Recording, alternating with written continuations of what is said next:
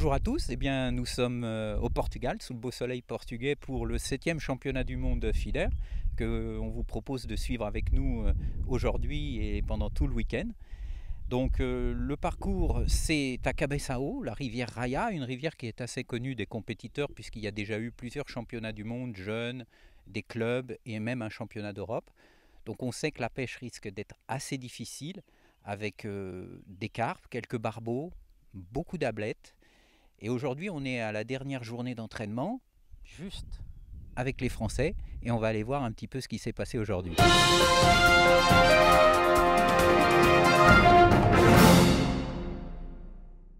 Bon, alors je suis en compagnie du nouveau capitaine de l'équipe de France, Yvon Housset, qui a pris la succession donc, de Bernard Bodino. Une charge assez importante et difficile parfois. Je voulais savoir comment est-ce que tu as préparé ce championnat du monde qui est quand même assez loin au Portugal, dans des eaux un peu différentes de ce qu'on a en général en France. Et puis quels sont tes objectifs pour ce championnat du monde?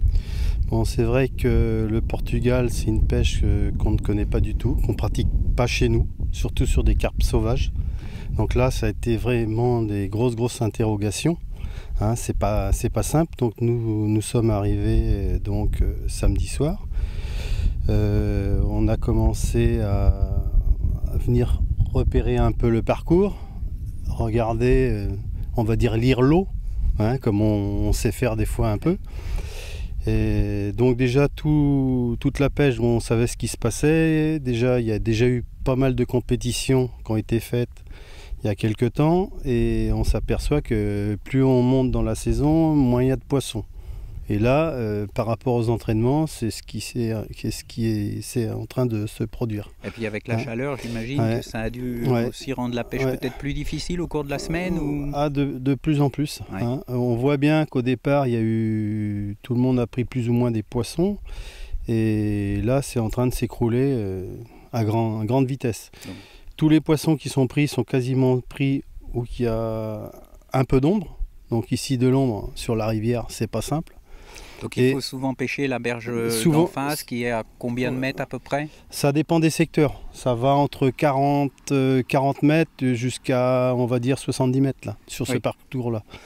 Mais il y a des choses qui contredisent cette pêche-là, puisqu'il y a quelques pêches qui se font aux 3/4 de la rivière. Et au départ, on dit que c'est des barbeaux, et puis on s'aperçoit qu'il y a des carpes quand même à mordre. Donc c'est hyper compliqué. Oui, donc il faudra peut-être préparer plusieurs coups. Donc c'est prévu. C'est prévu dans notre tête, c'est prévu comme ça.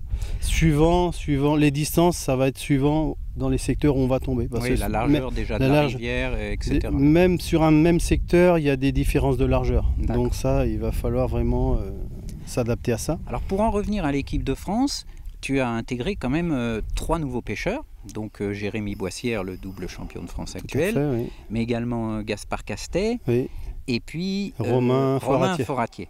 Donc ça, c'est 3 jeunes pêcheurs qui ont déjà des très bons résultats en matière de feeder, mais qui sont également de très bons pêcheurs à la grande canne et à l'anglaise. Par exemple, Gaspard Castet a pêché en championnat de France Coues et Moulinet pendant de nombreuses années en première division. Romain Foratier est le champion de France mixte actuel. Donc est-ce que tu penses que c'est un avantage d'avoir des pêcheurs qui sont polyvalents, même si c'est un championnat que feeder? C'est évident d'avoir des pêcheurs polyvalents maintenant, parce que c'est des pêcheurs qui vont s'adapter à toutes les pêches. On va dire que le feeder c'est à la cage, mais on est en train de s'apercevoir là, sur ce championnat du monde, qu'il y a aussi des ablettes à prendre. Donc c'est des petits jeunes qui sont rapides et qui s'adaptent énormément très vite.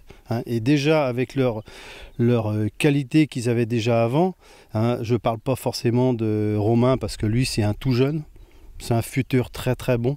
Déjà il est bon, mais il va devenir vraiment très bon. Et puis il s'adapte, c'est un petit jeune qui est serein.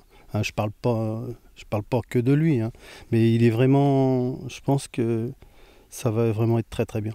L'équipe est soudée, tout s'est bien passé cette semaine pour l'instant? Pour l'instant, tout s'est bien passé. Bon, il y a toujours des petites accroches parce que bon, il y a des pêcheurs qui ont des choses dans leur tête. Après, pour les faire changer, c'est compliqué.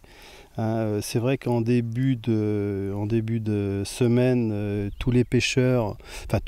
une partie des pêcheurs ne voyaient pas du tout la pêche d'ablette. Et au bout de 4 jours d'entraînement, ça tourne. Oui, au cas où, si la pêche tourne vraiment ça peut être une roue de secours. Même si elles ne sont pas très grosses. Elles sont pas 8 grammes, on va dire 8 grammes, 7 grammes et demi jusqu'à 8 grammes et demi de moyenne. Donc il faut quand même en faire pas mal, mais on s'est quand même aperçu hier qu'il y avait quand même énormément d'ablettes à faire. Alors juste pour répondre à ma première question, on a oublié quels sont tes objectifs et quelles sont les équipes que tu craindrais le plus? C'est toujours les mêmes. Hein. Les Anglais, les Hongrois, oui. Les Portugais chez eux, c'est évident. Les Espagnols qui sont pas très loin, qui sont habitués à des pêches de carpe. Donc après, on va tâcher de faire pour le mieux. Hein. De toute manière, on représente la France, c'est évident. Et puis, on croise les doigts que ça se passe très très bien. Hein, écoute, on sera là pour suivre ça dès demain. Oui. Et maintenant, je vais aller voir un petit peu les pêcheurs pour leur poser aussi 2-3 questions. Merci Yvon. Merci bien. À continuer.